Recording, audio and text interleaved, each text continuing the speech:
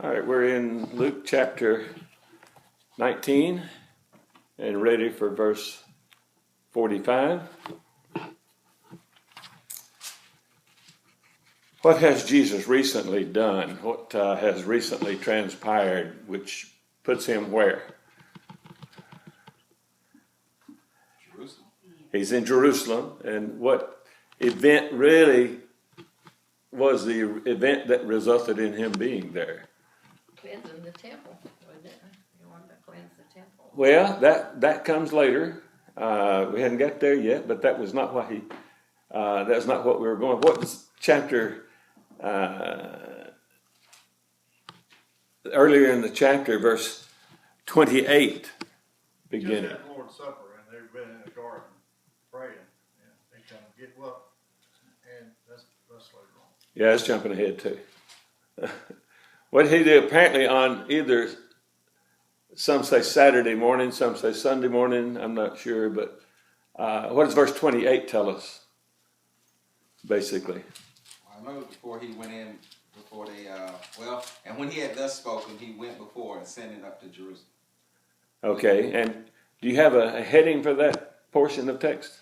Jesus enters Jerusalem in my Bible. Yeah, that's what I was getting at. He enters Jerusalem, the triumphal entry. What made it a triumph? What circumstances really made that more triumphant than it may have been? Was it a secret entrance? Did he come in without anybody knowing it? Did nobody notice it? What made it triumphant? I would say the pomp and circumstance that they showed him. You know, the coat. You know, putting him on the coat and then riding through with people, laying out the red carpet for him. Okay.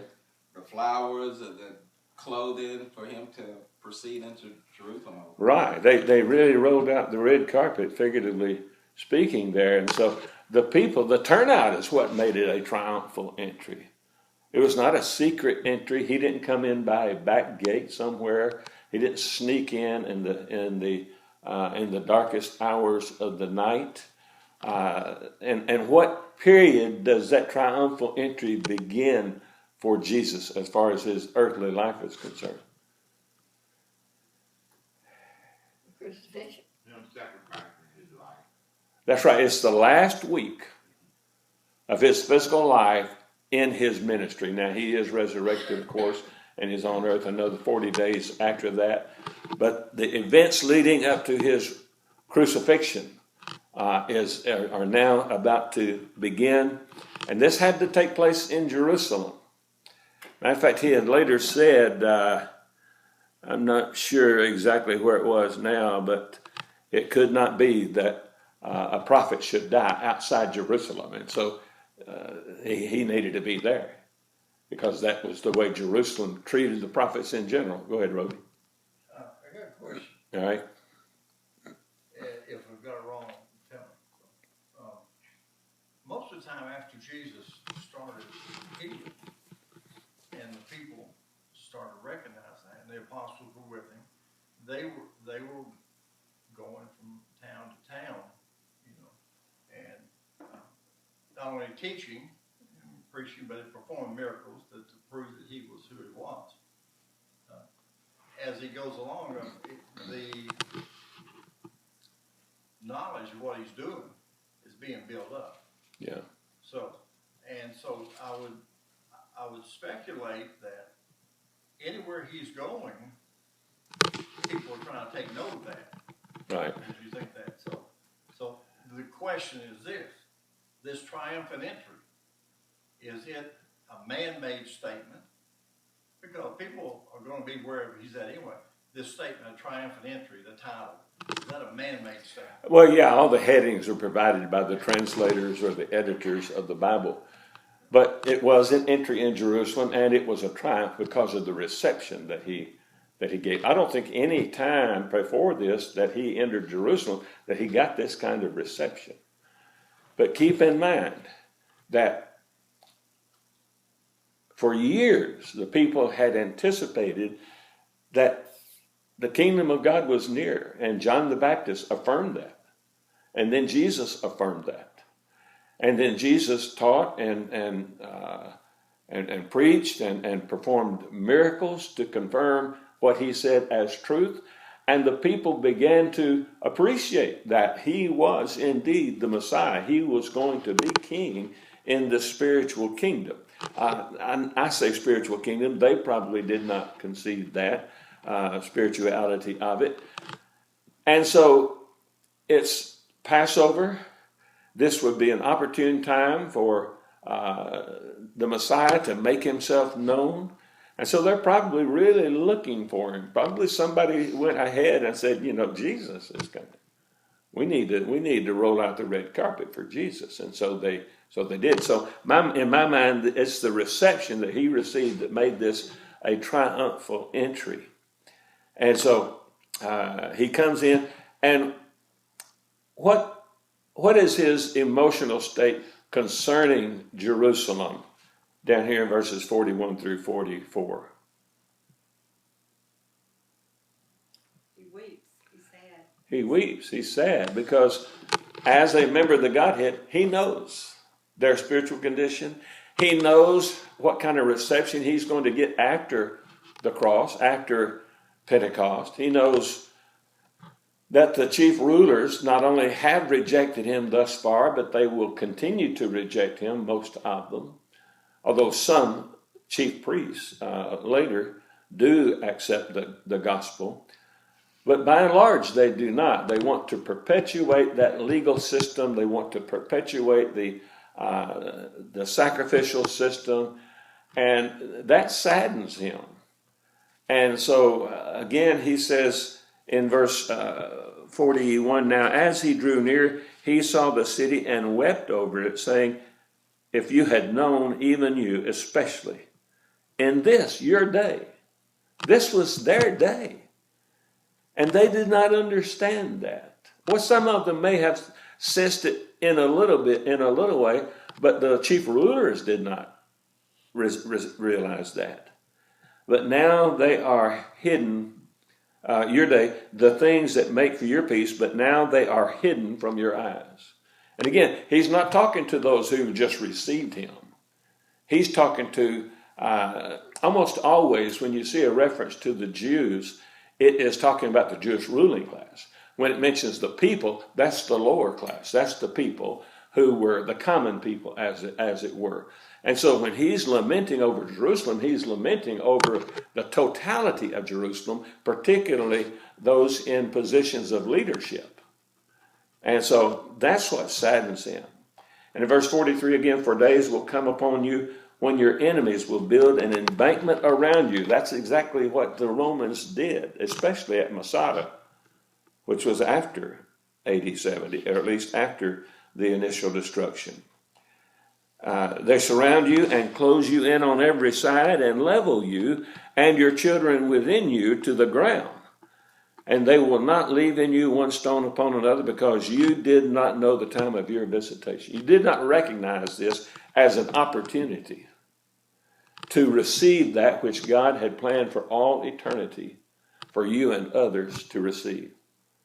The salvation of their souls.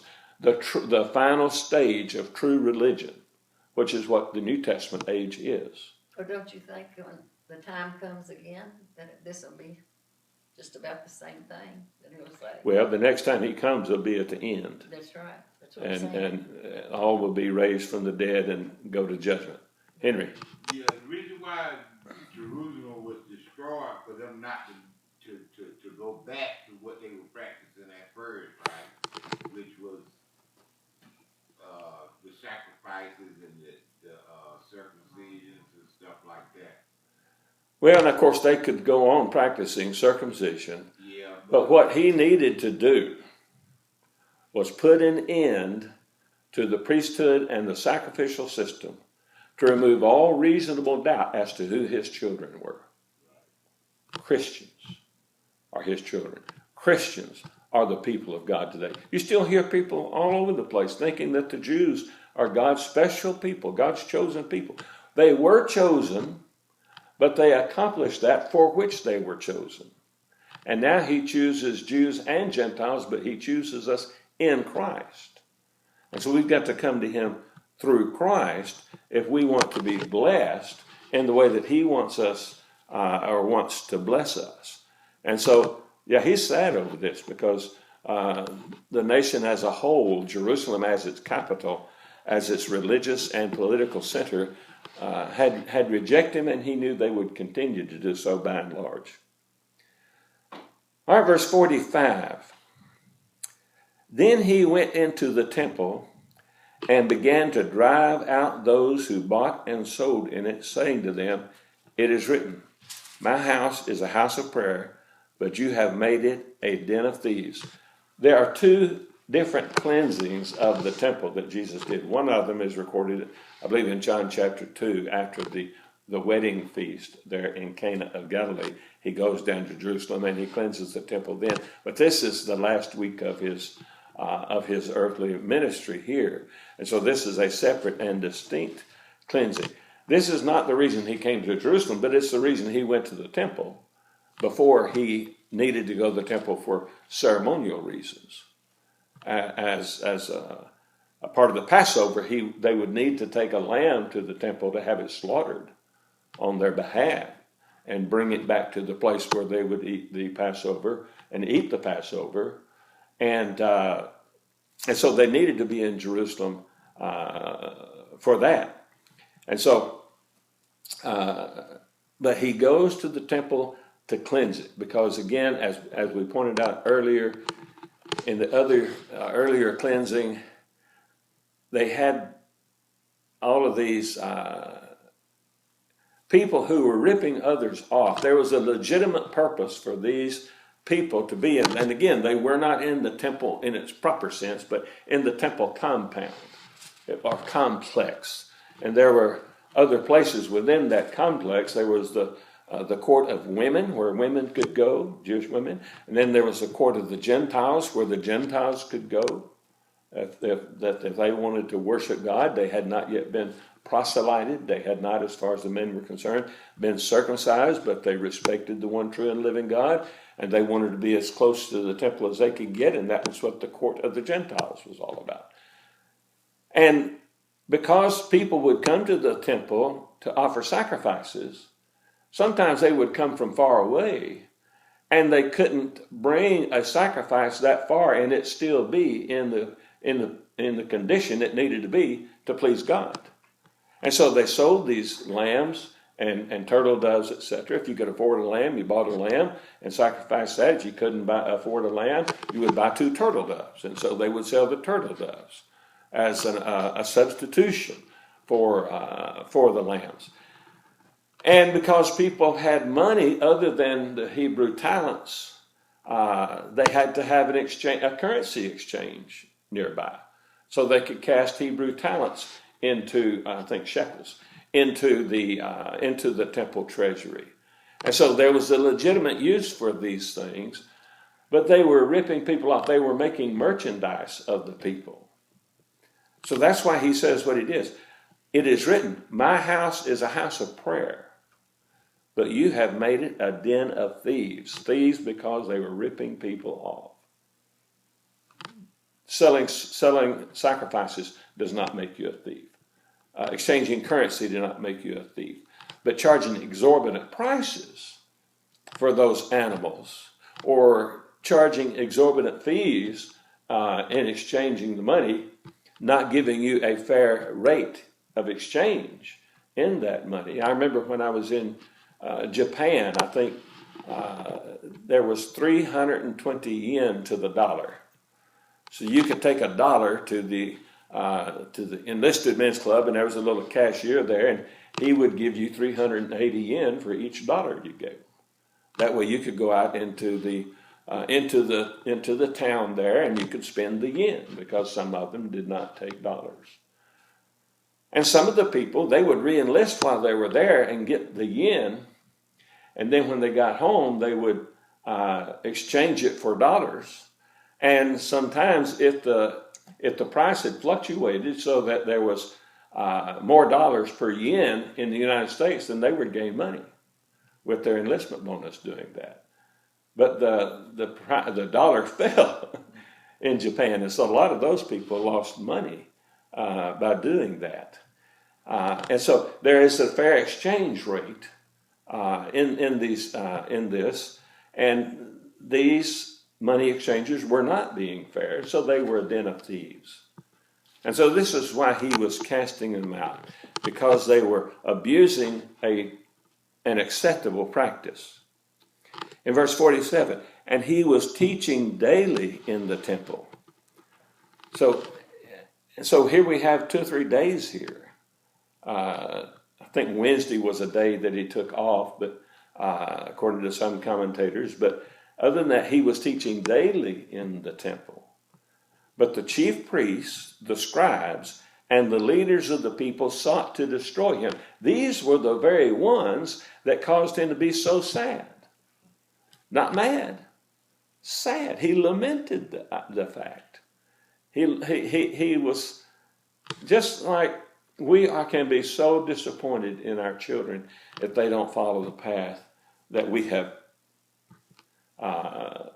set an example for them to follow. We still love them. And he still loved these people, or he wouldn't have been so sad. And so he lamented that. He wanted them to. Look at Matthew 23, a similar passage to the one on the laments. I probably talked about this 2 weeks ago, but it won't hurt to look at it again. Matthew 23 and verse 37, probably an earlier event than the one we're looking at. Could be the same. But in verse 37 of Matthew 23, O Jerusalem, Jerusalem, the one who kills the prophets and stones those who are sent to her. How often I wanted to gather your children together as a hen gathers her chicks under her wings, but you were not willing. See, your house is left to you desolate. Not at that time. This was a prediction. For I say to you, you shall see me no more till you say, blessed is he who comes in the name of the Lord. Some of them would never be willing to say that. And thus they would never see him as he would be in his glorified state. And so, again, he's lamenting them. He's sad over that situation. But here he is angry with these merchandisers, these who would make merchandise of the brethren. But he was the chief priests and the scribes and the leaders of the people sought to destroy him. That was why he was so sad. And were unable to do anything. They couldn't touch him. And the reason they couldn't touch him was for all the people were very attentive to hear him. They couldn't get close enough to him to arrest him. So what do they have to do later? That Roby's already kind of alluded to. They're arrested. When? In the garden. At night. In the deepest part of the night. That's right. Or maybe even early in the morning. It's hard to say. We don't have a timetable of events there. But it's very, very late. And by the time they get through with their mock Jewish trial, they take them to Pilate. And we are told that they get to Pilate around 6 a.m. And so this was done in the deepest, darkest night. And that's the only time they could get near him.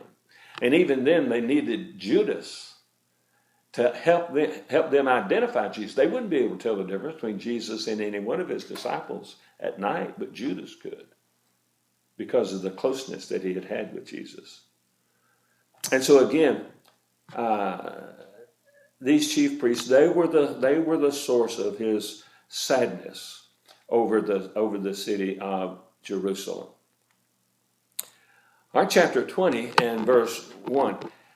Now it happened on one of those days while he was teaching in the temple, as he taught the people in the temple and preached the gospel, that the chief priests and the scribes, together with the elders, confronted him and spoke to him, saying, tell us by what authority are you doing these things? Or who is he who gave you this authority? Jesus almost certainly had a primary education. Almost all the Jewish boys did. The Jewish girls did not. They had to pick things up kind of on their own if they could find somebody willing to teach them. But the boys, they all went through a primary education where they learned the Torah. They learned especially what was called the schema, the Lord our God, the Lord is one. And they had to memorize that. And there's more to that verse that I can't remember, not having been to that primary school in Jerusalem. But he had not been to any of the rabbinical schools. They knew that. If he had been to one of those rabbinical schools, they would have known him. They would have been familiar with him. But he comes out of nowhere. Where did he come from as far as they were concerned? No. Nazareth, that's right. Galilean. Lowly Galilean. Even Nathaniel, one of the early disciples, when he was told by Philip, we have found the Messiah, Jesus of Nazareth. He said, can anything good come out of Nazareth? And Philip says, well, come and see. And Nathaniel was impressed because of what Jesus said to him. I saw you beneath the fig tree before Philip even called you. And Jesus knew he was a man without guile, without pretense. And so that amazed Nathaniel. And so here these people, these Jewish rulers, finally confront him. This is one of the reasons they could not bear to accept him. He was a Nazarene. He was from Galilee. And they just thought that surely the Messiah would be a Judean at least, and perhaps even a native Jerusalemite. And so they were against him from the very beginning and never overcame their prejudice. And so they spoke to him and said, tell us, by what authority are you doing these things? Are you a rabbi? And where did you get, or who gave you this authority? What rabbinical school have you been to bestow upon you the title of rabbi? Just where do you get off teaching if you haven't been to any of our rabbinical schools? And there were two primary schools that I don't recall the names of them right now, but he hadn't been to either one of those. Verse 3, but he answered and said to them, I also will ask you one thing, and answer me. The baptism of John, was it from heaven or from men? What were their two options here? To believe in John or not. Okay. They either could say, well, his baptism was from heaven, or they could say, well, John just took that upon himself to baptize. But look at their dilemma, verse 5. And they reason among themselves, saying, if we say from heaven, he will say, why then did you not believe him? What would be the evidence that they did not believe John? They weren't baptized. Say it again. They weren't baptized. They didn't believe John. That's right. They did not go to John, and they did go as onlookers, but they did not go with penitent hearts to be baptized by John as a sign of repentance for the remission of sins. And so they rejected John as a prophet. And so if they say, well, John's baptism was from heaven, they're convicting themselves. They're condemning themselves for not believing in him because they did not submit to his baptism. Well, John also confirmed Jesus was the Son of God. That's right.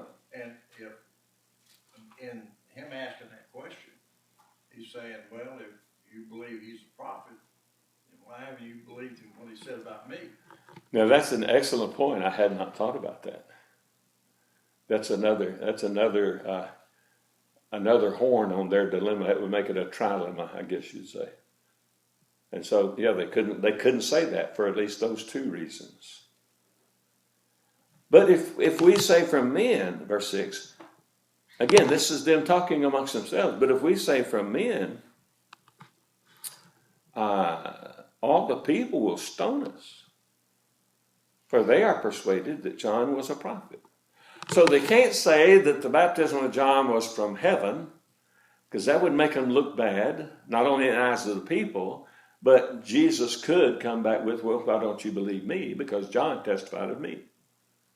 But they couldn't answer of men because of the people. The people revered John as a prophet, a man sent by God, which he was. He never performed any miracle other than the prophecy that he uttered. No overt miracle, we might say. He never changed water into wine. He never healed anybody, as far as we know. He never calmed the storm or calmed the wind or stilled the storm. He never did any of the amazing things that Jesus did. But he turned the people of Israel back to God. He prepared them for the Messiah. And if it hadn't been for John, Jesus probably wouldn't have gotten the reception that he did get. And this was the reason that God sent John ahead of Jesus. And so they couldn't answer. So they answered, verse 7, so they answered that they did not know where it was from. Well, we just can't tell, as Matthew recorded it. And Jesus said to them, neither will I tell you by what authority I do these things. They had the 6 months of John's ministry, plus the 3 to 3.5 years since then, since he had died, to evaluate his baptism and decide whether it was from men or from God. And they hadn't been able to do that, they say. So who are they then to be asking for Jesus' credentials? If they couldn't even authenticate John's credentials. They couldn't authenticate them, nor could they say that they were not authentic. They could not do either. And so every time they try to make him look bad, they wind up with egg on their face. And so they did not have a right to ask him this question. They did not have a right to the truth. And he did not lie to them. But he withheld from them the truth because he had already demonstrated his authority by the miracles that he did. And the teaching that he did was such that no one could find any fault with it. The life he lived, no one, even those in his own hometown, no one could convict him of sin. And so, if they had no right to ask him this question, because it would have been obvious to anybody that accepted John that Jesus was the authentic Messiah. That's why the common people who heard John, they heard Jesus. If they accepted John as prophet, they accepted Jesus as Messiah, the Son of God, because that's what John testified to. All right, verse 9. Then he began to tell the people this parable. A certain man planted a vineyard, leased it to vine dressers, and went into a far country for a long time. Now this is another parable about his going away and leaving somebody in charge of something he had. And so he planted a vineyard, leased it to vine dressers, and went into a far country for a long time. Now at vintage time, he sent a servant to the vine dressers. Now this is not talking about Jesus going away.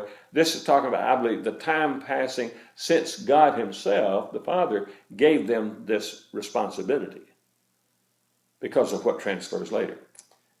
Now at vintage time, verse 10, and I believe that is the same as the fullness of time from Galatians 4.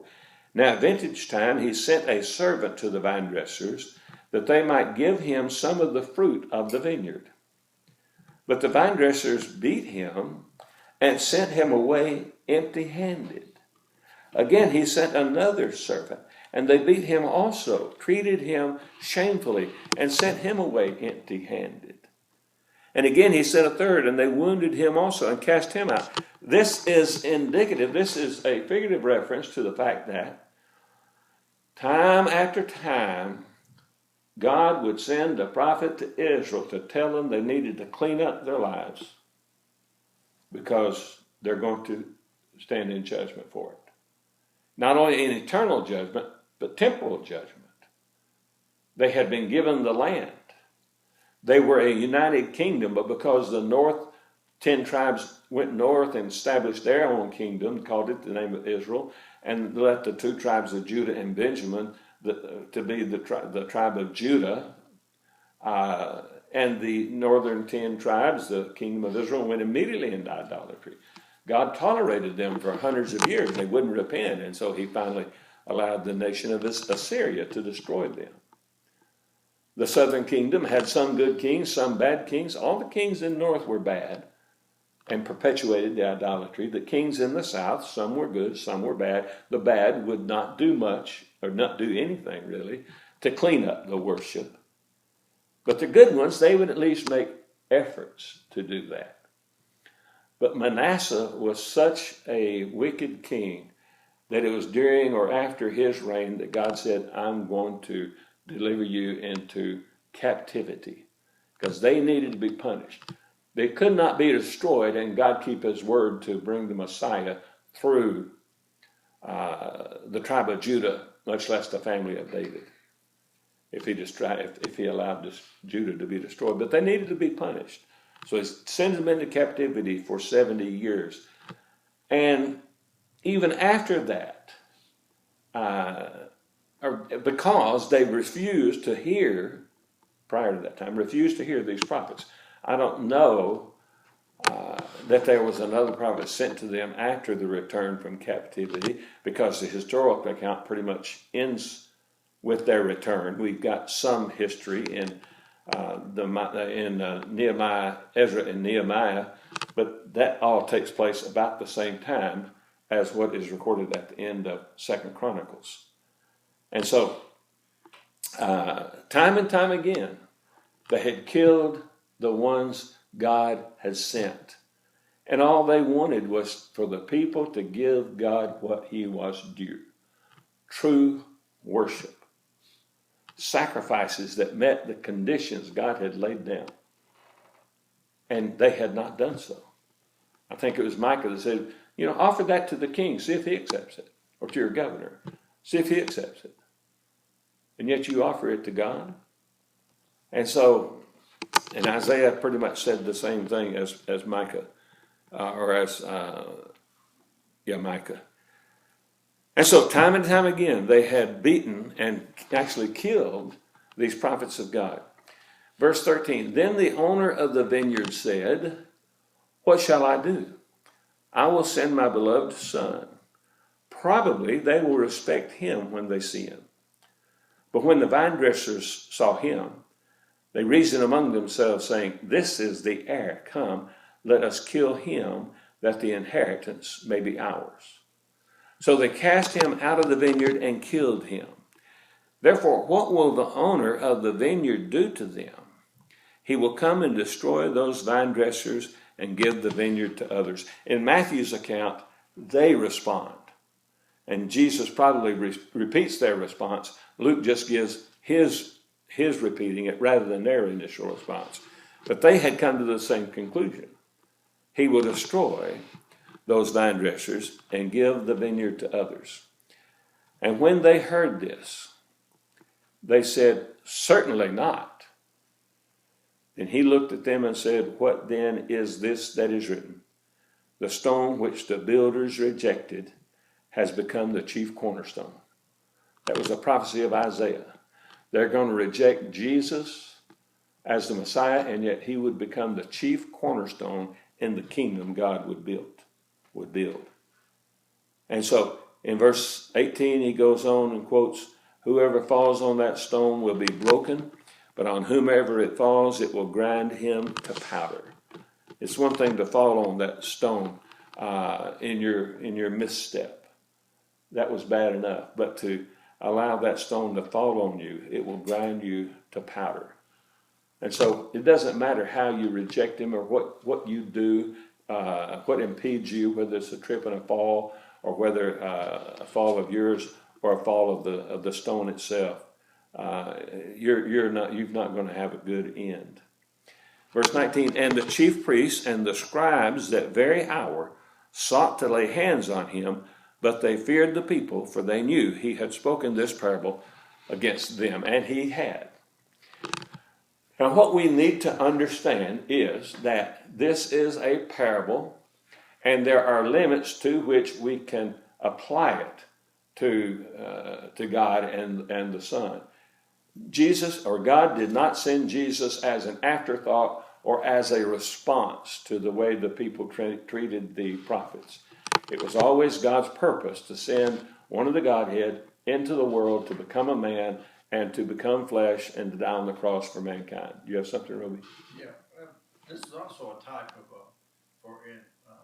Noah said that man became so wicked, and God was teaching to the fathers and speaking to them, and they weren't listening to him, so he destroyed the world. Right. Except for 8 souls. And then again, and like you said, God, this isn't a spur of the moment decision to send his son. He'd already planned this because he knew the wickedness of man, Right. and the steps had to be taken. This is more in relationship to after the flood. Yeah. But there is a type of that before the flood, where he is.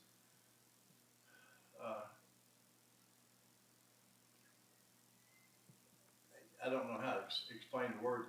If you sit and to be able to visualize God, and mankind became so corrupt, it would hurt him real bad that he would lose his temper. Right. So he loses his temper, and he floods the world and kills everybody. What happens when he kills his son? You think he loses his temper again? But he holds back, and he says, Jesus is the one that will destroy you. Yeah. So, and I relate with that with my boys and stuff. What happens? Something happened to them? Yeah, I'm gonna get upset. Yeah. So, but you don't want God's vengeance on you. Right. That's good. That's a good point. And I've heard it said, and I think it is probably true, God's people have never remained faithful for long. God's people in every age have tended to dwindle as majority of God's people fall away, such as the 10 northern tribes. Well, such as all the world prior to the flood, except for Noah. The whole world was wicked. And then later, the 10 tribes went immediately into idolatry, the majority of the kingdom of Israel. And so they dwindled down. And then even Judah continued to dwindle down, so there weren't many faithful among them. And God allowed them to go into captivity. And so it's kind of a cyclical thing. God's people never remain faithful long, and long is relative there, obviously. And God has to punish them somehow. Sometimes he has to put an end to them to destroy their influence over other people. Sometimes they just need to be temporarily punished as a sign to other people that it is a serious thing to offend God.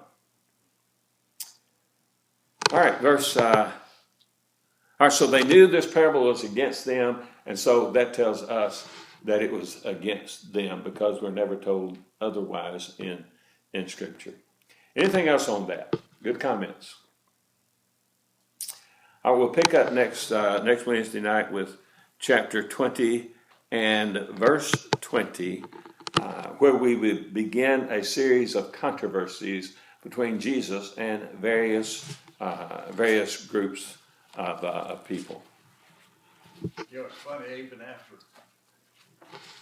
Moses brings them out of Egypt, they start murmuring. And at the base of the mountain, they want to build a golden calf. I mean, they go away from God real quick. Yeah. So, and that wasn't long, God. Yeah. It couldn't have been real long, because that was before they wandered in the wilderness, wasn't it? Yeah, and Moses was only up there 40 days and 40 nights. Yeah. So during those 40 days and 40 nights, they decided they were going to worship a golden calf. All right.